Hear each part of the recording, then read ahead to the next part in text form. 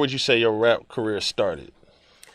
Well, I had a high school career at a rap party named Freddie B, and we were really popular around the Bay. It was cassette tapes we sold.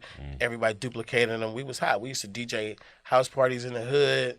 No matter where we showed up at a dance, whatever, they loved us.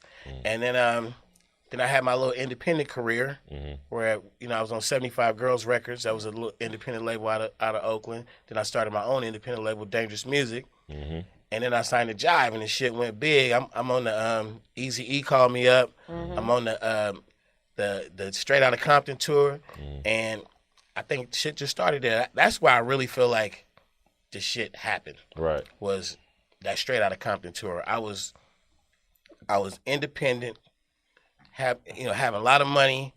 Jive Records came along, signed us, and then I dropped the album Life Is Too Short. It's my first time getting like a radio song. I'm on the radio. I'm on MTV Raps and all this shit. And then Easy Call say you want to go on the tour, get out on the stage. It's like 15, 20,000, 25,000 sold out. And man, I'm like, okay.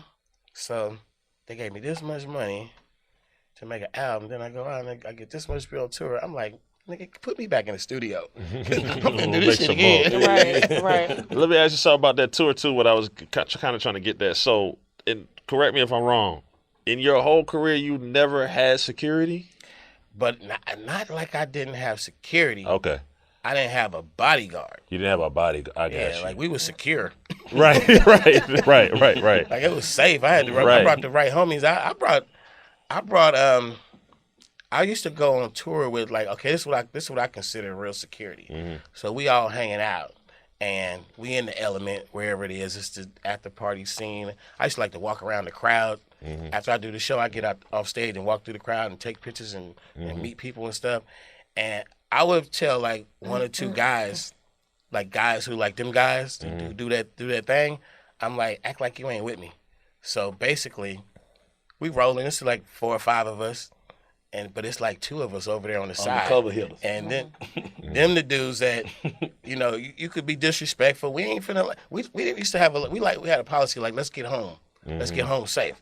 So in that policy, it's like man, buddy right there was pretty disrespectful. But let's not go fight him right now. Stay on him for a little while. Fuck him up later. And that's how we used to get down. We like, we'd get our little revenge and get home, and you wouldn't even know. You like, man, fuck Too Short. But at the same time, you got beat up later that night and didn't even know I did that. So that's how we used to get down. And I was like, I just never felt like big dudes, like the dudes 6'8". It's like, I used to call him a body bluff. I'm like, if we had a big dude, I'm like, you do the body bluff. But then really the real dangerous dudes. Yeah, because them niggas will blow their muscles up off of But you. I seen them big dudes, man. For real. Like, everybody act different when they go pop, pop, pop. Everybody got a different reaction. Right. I tend to try to locate, like, you know what I'm saying, before I get to diving and ducking, I kind of want to locate a little bit. Okay, it's over there, and they scattering over there. So that's, you know what I'm saying? I try to evaluate, and then I react instead of running to the bullets or diving into them or some shit. But them big dudes, watch when they go pop, pop, pop. You supposed to be bodyguarding me, man. Them big dudes, they get light on their feet when they pop, pop happen. Be saying that They get sometimes. light. Like, big dude, how you get up under that desk over there? So, I'm not saying all big dudes. I don't want the whole big crew to come around. But it's some tough ass dudes that'll fight you, but when they hear that pop up, niggas will leave you hanging. Would you advise in this current state of